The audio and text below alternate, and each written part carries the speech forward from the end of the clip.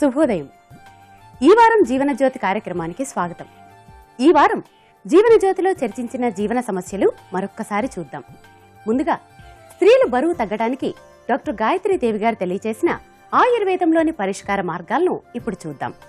ఏంటంటే మామూలుగా బరువు ఏదో తిన్న ఆహారాన్ని బట్టి ఆడవాళ్ళలోను మగవాళ్ళలోను ఇద్దరిలోనూ సమానంగా బరువు పెరగడం అనేది కనపడుతూ ఉంటుంది. కానీ ప్రత్యేకంగా స్త్రీలలో కొన్ని కారణాలు ఉంటూ ఉంటాయి.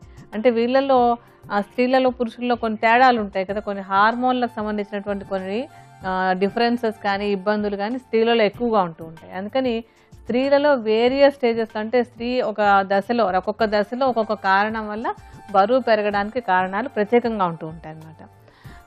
అందులో ఏంటంటే మొట్టమొదటి మనం వయసు పరంగా చిన్నప్పటి నుంచి తీసుకున్నట్టయితే కనుక కొంచెం టీనేజ్లో అంటే కొంచెం పెద్ద మనిషి అయ్యే టైంలో వచ్చేటువంటి హార్మోన్ల మార్పు వల్ల కొంతమంది పిల్లలు ఆ టైంలో కొంచెం బొద్దుగా అవుతూ ఉంటారు. ఇంకా ఆ తర్వాత ఏంటంటే టీన్స్ తర్వాత అంటే ఇప్పుడు టీన్స్ నుంచి కాస్త 20, 25 వచ్చేంత వరకు చూసినట్టయితే కనుక హార్మోన్లలో మార్పులలో కొన్ని సమస్యలు ఏంటంటే పీసీఓడి అని చెప్తూ ఉంటాం. మనం అంతకుముందు కూడా మాట్లాడుకుంటున్నాం కొన్ని కార్యక్రమాలు. ఇది ఈ పీసీఓడి అనేటువంటిది ఏంటంటే అండాశయాలలో నీటి తిత్తులు ఏర్పడుతూ ఉంటాయి. అలాంటివి ఏర్పడినప్పుడు కూడా అటువంటి సమస్య ఉన్నటువంటి పిల్లల్లో స్త్రీలలో కానీ పిల్లల్లో కానీ చిన్నపిల్లల్లో కానీ ఎవరికైనా కానీ బరువు పెరగటం అనేటువంటిది ఒక సమస్య అవుతూ ఉంటుంది అనమాట. అంటే ఈ పీసీఓడి ఏమి పెళ్లి కానీ చిన్నపిల్లల్లో వస్తుంది తర్వాత రాదు అట్లాంటిదేం లేదు. మామూలుగా టీనేజ్ అమ్మాయిల్లోనూ రావచ్చు, పెళ్ళైన తర్వాత రావచ్చు, ఒకసారి ప్రసవించిన తర్వాత రావచ్చు, ఏ టైంలో అయినా రావచ్చు అనమాట. ఎప్పుడైనా కానీ ఈ పీసీఓడి సమస్య ఉన్నప్పుడు శరీరపు బరువు పెరగటం అనేటువంటిది స్త్రీలలో ప్రత్యేకంగా చెప్పుకోవాల్సినటువంటి ఒక కారణం. ఇంకా అది తర్వాత ఏంటంటే ప్రసవించిన తర్వాత డెలివరీ అయిన తర్వాత కొంతమంది స్త్రీలలో మళ్ళీ ఈ హార్మోన్లలో కొన్ని మార్పులు వస్తాయి కదా, ఆ వచ్చినటువంటి కారణాలలో కొన్ని ఏంటంటే ఆ టైంలో ఉండిపోతూ ఉంటాయి. ఆ బరువు పెరిగినటువంటి బరువు ఉండిపోవడం అనేటువంటిది ఒకటి జరుగుతూ ఉంటుంది. అలాగే డెలివరీ అప్పుడు కొంచెం సిజేరియన్ ఆపరేషన్ అయిందనుకోండి, ఆ ఆపరేషన్ తర్వాత ఆపరేషన్ ప్రభావం కొంత, ఆ తర్వాత ఏంటంటే తప్పనిసరిగా రెస్ట్ తీసుకోవాల్సి ఉంటూ ఉంటుంది. ఆ రెస్ట్ తీసుకోవడం వల్ల అంటే కొంచెం ఎక్కువగా రెస్ట్ తీసుకోవడం అనుకోండి, అటువంటప్పుడు కూడా కొంత బరువు పెరగటం అనేటువంటిది జరుగుతూ ఉంటుంది. ఇంకా తర్వాత మళ్ళీ నెక్స్ట్ స్టేజ్ అంటే ఏంటంటే మెనోపాజ్. ఈ బహిష్టులు ఆగిపోయే సమయంలో వచ్చేటువంటి హార్మోన్ల మార్పుల వల్ల కూడా ఈ స్త్రీలలో ఆ సమయంలో ఒక 5-6 కిలోలు తేలిగ్గా పెరిగిపోవడం, అంటే తిన్నటువంటి ఆహారంతో సంబంధం లేకుండా మెనోపాజ్ తర్వాత బరువు పెరగటం అనేటువంటిది కూడా మనం ప్రత్యేకంగా స్త్రీలలో చెప్పుకోవాల్సినటువంటి ఒక కారణం. ఈ ఔషధం తయారీలో మనం మొట్టమొదటి తీసుకునేటువంటిది శుద్ధ గుగ్గుల చూర్ణం 50 గ్రాములు, విడంగాల చూర్ణం 50 గ్రాములు, త్రిఫలా చూర్ణం 150 గ్రాములు, త్రికట చూర్ణం 150 గ్రాముల చొప్పున తీసుకుని బాగా కలుపుకొని భద్రపరుచుకోవాలి. ఉపయోగించుకోవడానికి చెంచాడు చూర్ణాన్ని అరకప్పు నీటిలో గాని కప్పు పల్చటి మజ్జిగలో గాని కలిపి ప్రతిరోజు ఉదయం సాయంత్రం తీసుకోవాలి. స్త్రీలు బరువు తగ్గడానికి యోగ బ్రహ్మ శ్రీ దండు సత్యనారాయణరాజు గారు చేసి చూపించిన యోగాలోని పరిష్కార మార్గాలను ఇప్పుడు చూద్దాం. బ్రహ్మాసనం, ఏకపాద ఉత్తాన చక్రాసనం సాధన చేయడం ద్వారా స్త్రీలు బరువును తగ్గించుకోవచ్చు. బ్రహ్మాసనం ఈ ఆసనం సాధన చేయడానికి ముందుగా నిలబడి చేతులు రెండింటినీ పైకి పోనిస్తూ తల వెనుక భాగంలో జోడించి ఉంచి శరీరాన్ని ముందుకు వంచుతూ తలను 2 మోకాళ్ల మధ్య ఉంచాలి. శ్వాస సాధారణంగానే తీసుకోవాలి. ఇలా ఈ ఆసనం రోజు 6 నుండి 10 సార్లు సాధన చేయవచ్చు. రెండవ ప్రక్రియ ఏకపాద ఉత్తాన చక్రాసనం. ఈ ఆసనం సాధన చేయడానికి ముందుగా వెల్లకిల్లా పడుకోవాలి. తర్వాత కాళ్ళు రెండింటినీ దగ్గరకు తీసుకుని పాదాలను నేలపై దృఢంగా ఆంచి ఇప్పుడు చేతుల్ని భుజాలకు ఇరుపక్కలా నేలపై ఆంచి శరీరాన్ని ఎత్తగలిగినంత పైకి ఎత్తి ఉంచి చక్రంలాగా ఉంచి ఇప్పుడు కుడి కాలును పైకెత్తి ఏటవాలుగా ఉంచాలి. శ్వాస సాధారణంగానే తీసుకోవాలి. ఇలా ఈ ఆసనం రోజు 2 పక్కల 5 నుండి 8 సార్లు సాధన చేయవచ్చు. స్త్రీలు బరువు తగ్గేటందుకు ఆయుర్వేద యోగా శాస్త్రాల్లోని చక్కటి మార్గాలను తెలుసుకున్నాం కదా. మరిప్పుడు బ్లడ్ క్యాన్సర్లో పరిస్థితి మెరుగుపడేటందుకు ఆయుర్వేదంలో ఉన్న మార్గాలను ఇప్పుడు చూద్దాం. మామూలుగా ఏంటంటే రక్త కణాల్లో మనకి తెల్ల రక్త కణాలు, ఎర్ర రక్త కణాలు, తర్వాత ప్లేట్లెట్స్ అని 3 రకాల కణాలు ఉంటుంటాయి. ఈ కణాలన్నీ కలిపి ఒక ఫ్లూయిడ్ లాంటిది, అంటే ప్లాస్మా అంటాం ఫ్లూయిడ్ని. ఆ ప్లాస్మాలో ఈ కణాలన్నీ కలిసి ఉంటే ఆ మిశ్రమాన్ని లేదా ఆ మిక్స్చర్ని రక్తం అని చెప్తాం అనమాట. రక్తం అంటే ఒట్టిగా ఒక రక్తం అని కాకుండా అందులో ఈ కణాలన్నీ కలిసి ఉంటే అందులో ప్లాస్మా అనేటువంటి ఒక ద్రవ పదార్థం ఉంటూ ఉంటుంది. అయితే ఏంటంటే ఈ రక్తంలో మామూలుగా ఉండాల్సినటువంటి కణాలు కాకుండా కొన్ని చెడ్డ కణాలు, అంటే ఒక క్యాన్సర్ కణాలు అని చెప్పాలంటే ఆ చెడ్డ కణాలు అనేటువంటివి చాలా ఎక్కువగా తయారైపోతూ ఉంటాయి. అలా తయారైపోయినప్పుడు దాన్ని బ్లడ్ క్యాన్సర్ అని చెప్తూ ఉంటాం అనమాట. అయితే బ్లడ్ క్యాన్సర్ రావడానికి ఇది కారణం అని చెప్పి ప్రత్యేకంగా చెప్పడానికి ఒక నిర్ధారణమైనటువంటి ఒక కారణం అంటూ ఏం లేదు. అయితే కొన్ని కారణాలు కొంచెం ఆ బ్లడ్ క్యాన్సర్ వచ్చిన వాళ్ళలో గమనించినట్టయితే కొన్ని కారణాలు కాస్త ఎక్కువగా కనిపిస్తూ ఉంటాయి. మొట్టమొదటి ఏంటంటే కొంచెం ఇది వంశపారంపర్యంగా ఉండేటువంటి అవకాశం ఉన్నటువంటి సమస్య.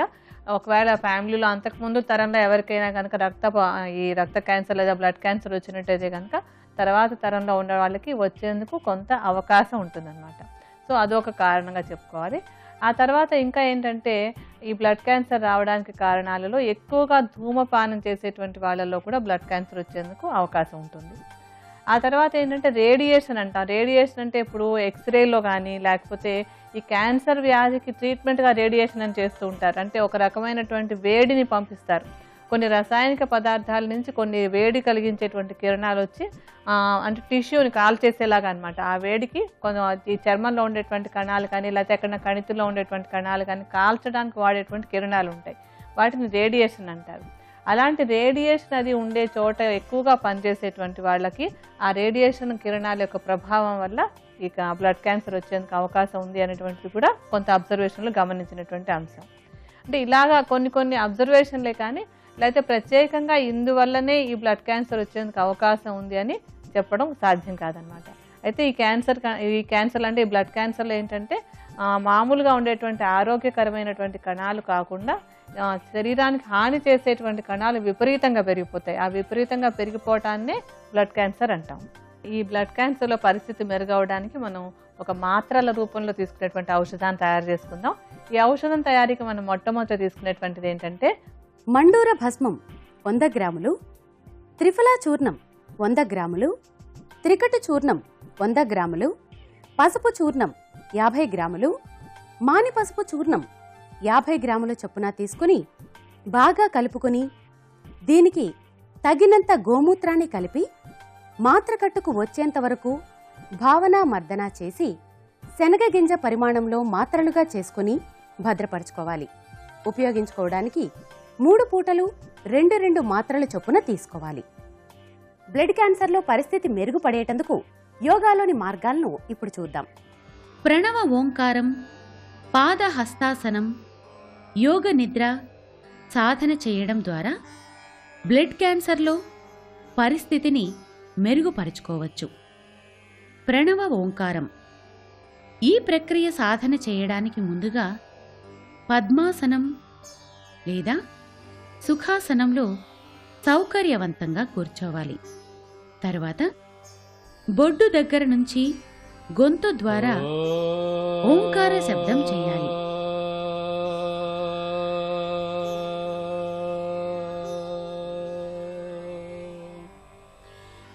ఇలా ఈ ప్రక్రియ రోజు 5 నుండి 8 నిమిషాల పాటు సాధన చేయవచ్చు. రెండవ ప్రక్రియ పాదహస్తాసనం. ఈ ఆసనం సాధన చేయడానికి ముందుగా నిలబడి చేతులు రెండింటినీ పైకెత్తుతూ శరీరాన్ని ముందుకు వంచుతూ చేతుల్ని 2 పాదాలకు ఇరుపక్కల నేలపై ఆంచి ఉంచి నుదురును 2 మోకాళ్ల మధ్య ఉంచాలి. శ్వాస సాధారణంగానే తీసుకోవాలి. ఇలా ఈ ఆసనం రోజు 6 నుండి 10 సార్లు సాధన చేయవచ్చు. తరువాత ప్రక్రియ యోగ నిద్ర. ఈ ప్రక్రియ సాధన చేయడానికి ముందుగా అమృత తుల్యాసనంలో పడుకోవాలి. ఇప్పుడు శరీరంలోని అన్ని అవయవాలు ఆరోగ్యంగా ఉన్నాయని ధ్యానించుకోవాలి. ఇలా ఈ ప్రక్రియ రోజు 5 నుండి 8 నిమిషాల పాటు సాధన చేయవచ్చు. బ్లడ్ క్యాన్సర్లో పరిస్థితి మెరుగుపడేటందుకు ఆయుర్వేద యోగా శాస్త్రాల్లోని చక్కటి మార్గాలను తెలుసుకున్నాం కదా. కాళ్లలో నరాలు ఉబ్బే సమస్య నివారణకు ఆయుర్వేదంలో ఉన్న పరిష్కార మార్గాలను ఇప్పుడు చూద్దాం. కొంతమంది కాళ్ళలో నరాలు ఉబ్బడం అనేటువంటి చాలా మంది కనిపిస్తూ ఉంటుంది. మామూలుగా ఏంటంటే నరాలు అంటాం కానీ ఇవి రక్తనాళాలు. ఒక అలవాటుగా మనం మాట్లాడేటప్పుడు నర్వస్ సిస్టమ్ గురించి మాట్లాడేటప్పుడు నరాలు అంటాం, ఈ అంటే బ్లడ్ వెసల్స్ గురించి మాట్లాడేటప్పుడు కూడా నరాలు అని చెప్తూ ఉంటాం. పచ్చ నరాలు అంటూ ఉంటారు మాట్లాడేటప్పుడు. ఆ పచ్చ నరాలు అంటే ఏంటంటే వీన్స్ అన్నమాట. రక్తనాళాల్లో ఉండేటువంటి వీన్స్ని పచ్చ నరాలు అని చెప్పుకుంటూ ఉంటారు. మామూలుగా మనకి శరీరంలో ఉండేటువంటి రక్తనాళాలు 2 రకాలుగా ఉంటూ ఉంటాయి. ధమనులు, సిరలు అని చెప్పి చిన్నపిల్లలు స్కూల్లో కూడా చదువుకుంటూ ఉంటారు కదా. ఈ ధమనులు అనేవేమో గుండె నుంచి రక్తాన్ని శరీరంలో ఉండేటువంటి అవయవాలకు సరఫరా చేస్తూ ఉంటాయి. సిరలు అనేవేమో ఇతర అవయవాల నుంచి రక్తాన్ని తిరిగి గుండెకి తీసుకెళ్తూ ఉంటాయి. అయితే ఈ రక్తనాళాలు ఉబ్బడం అనేటువంటిది మనం చూసేటువంటిది ఎందుకు వేట్ల కంటే సిరలు అనేటువంటి వాటికి, అంటే వీన్స్ అంటాం, సిరలని వీన్స్ అంటాం. ఈ వీన్స్ లేదా సిరలు ఉబ్బటాన్ని నరాలు ఉబ్బటం లేదా పచ్చ నరాలు ఉబ్బడం అని చెప్పుకుంటూ ఉంటాం. అంటే మామూలుగా కాళ్లలో ఉండేటువంటి నరాలలోని మనం ఈ సమస్యను ఎక్కువగా చూస్తాం. చాలా అరుదుగా ఇంకెక్కడైనా కనిపించవచ్చు, కానీ చాలా మందిలో కనిపించేటువంటి సమస్య కాళ్లలోనే ఉంటుంది. ఇవేమవుతుందంటే కాళ్లల్లో ఉండేటువంటి రక్తాన్ని మళ్ళీ తిరిగి వెనక్కి తీసుకెళ్ళాలి, గుండెకి తీసుకెళ్తూ ఉండాలి, మళ్ళీ గుండె నుంచి తీసుకొస్తూ ఉండాలి. ఈ గుండెకి రక్తాన్ని తీసుకెళ్లేటువంటి సిరలలో ఒక రకమైన బలహీనత, అంటే ఆ గోడలలో ఒక రకమైన బలహీనత అది వచ్చి రక్తాన్ని తిరిగి సరిగా తీసుకెళ్ళలేకపోతూ ఉంటాయి. ఆ గోడలు బలహీనం అవటం వల్ల ఏమవుతుందంటే బాగా రిలాక్స్డ్గా ఉండలుగా చుట్టుకున్నట్టుగా అయిపోతూ ఉంటాయి, సాగిపోయినట్టు అయిపోతూ ఉంటాయి అనమాట. అలా సాగిపోయినట్టు అయిపోవటం లేకపోతే ఉండలు చుట్టుకున్నట్టు అవడాన్ని వ్యారికోజ్ వీన్స్ అంటూ ఉంటాం. మీరు అడిగారు కదా ఏమంటారు దీన్ని, ఏంటి పేరు అని చెప్పని, దాన్ని వ్యారికోజ్ వీన్స్ అంటాం అనమాట. అంటే ఈ నరాలు ఉబ్బే సమస్యని వ్యారికోజ్ వీన్స్ అని చెప్తాం. ఇలా ఎందుకు జరుగుతుంది అంటే ప్రత్యేకంగా ఇది అని కారణం చెప్పలేం, కానీ కొంతవరకు ఇది వంశపారంపర్యంగా ఉండేందుకు అవకాశం ఉంది. అంటే పేరెంట్స్ ఎవరికైనా కానీ, అంటే తల్లికి కానీ తండ్రికి కానీ ఎవరికైనా ఇలా కాళ్లలో నరాలు ఉబ్బేటువంటి సమస్య ఉన్నట్టయితే కనుక వాళ్ళ సంతానంలో కొంతమందికైనా సరే ఈ సమస్య వచ్చేందుకు అవకాశం ఉంటూ ఉంటుంది.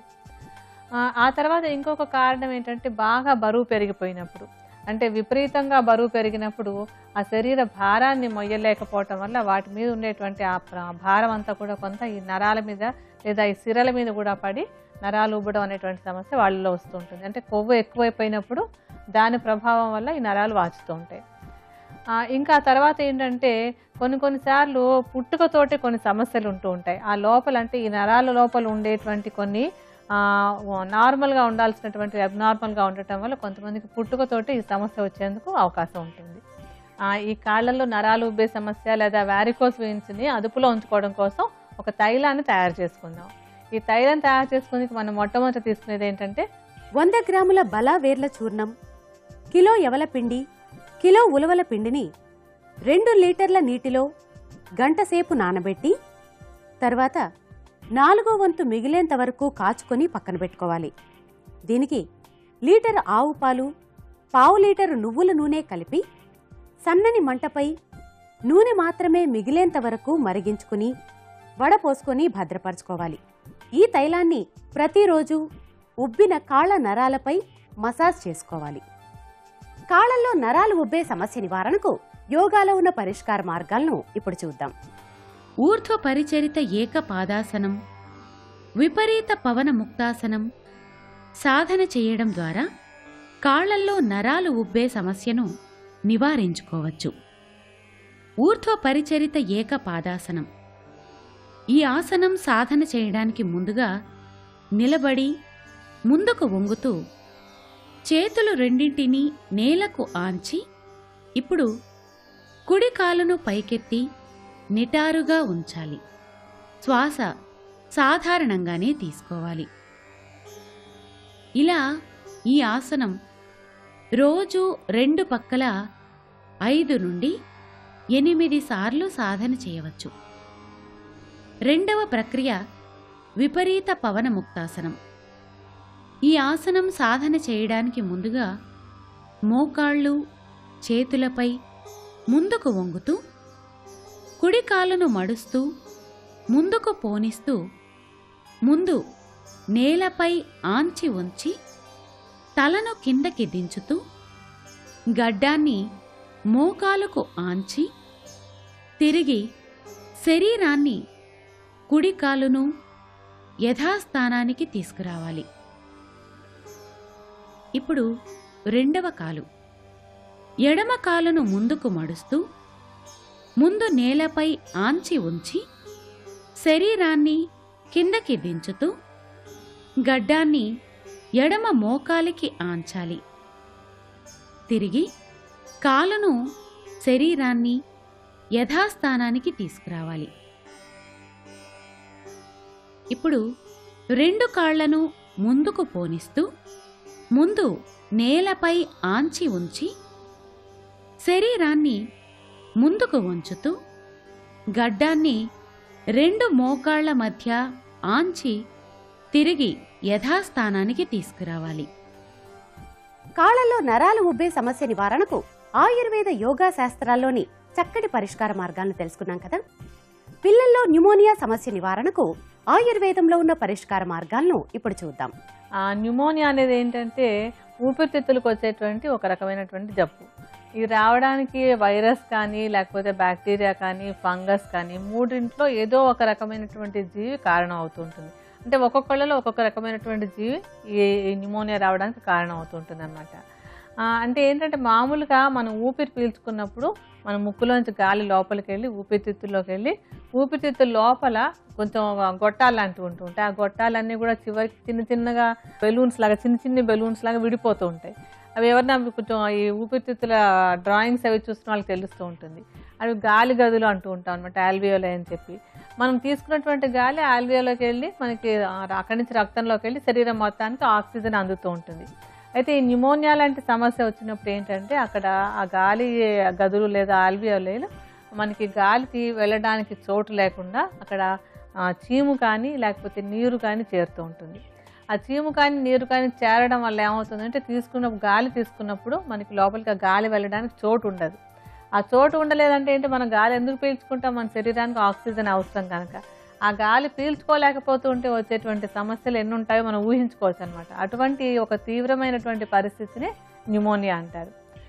అయితే మరి ఈ ఇన్ఫెక్షన్కి సంబంధించినటువంటి బ్యాక్టీరియా కానీ వైరస్ కానీ ఫంగస్ కానీ గాలిలో తిరుగుతూ ఉంటాయి. చాలామందికి అది అంటే మనం పీల్చుకునేటువంటి గాలి నుంచి ముక్కులోంచి లోపలికి వెళ్తూ ఉంటుంది. వెళ్ళిన అందరికీ మళ్ళీ సమస్య రాదు. ఎవరిలో వస్తుందంటే ముఖ్యంగా ఈ పిల్లల్లో కూడా రోగనిరోధక శక్తి తక్కువగా ఉన్నటువంటి పిల్లల్లో ఈ ఫంగస్ కానీ వైరస్ కానీ లేకపోతే బ్యాక్టీరియా కానీ రోగ లక్షణాలు కలిగేలా చేస్తూ ఉంటుంది. అలాగే ఇంకా ఏంటంటే ధూమపానం చేసేటువంటి వాళ్ళ పరిసరాల్లో ఉన్నటువంటి పిల్లలు, అంటే వాళ్ళు చెయ్యనటువంటి తప్పుకు పిల్లలు అక్కడ ఈ కష్టపడాల్సి వస్తుంటుంది అనమాట. అంటే ఆ ధూమం వదిలేస్తూ ఉంటుంది, సిగరెట్ కాల్చి రింగులుగా పొగలు వదిలి ఆనందిస్తూ ఉంటారు. వాళ్ళ ఆనందం బాగానే ఉంటుంది. ఆ పక్కనున్న వాళ్ళు పీల్చుకుంటారు కదా, ఆ పీల్చుకున్నటువంటి పిల్లలకి ఈ న్యూమోనియా అది వచ్చేందుకు అవకాశం ఎక్కువైపోతూ ఉంటుంది. ఎందుకంటే ఈ పొగ వాళ్ళ లోపల ఉండటం వల్ల వాళ్ళకి రోగనిరోధక శక్తి తక్కువగా ఉండి తొందరగా ఇన్ఫెక్షన్లు వస్తూ ఉంటాయి.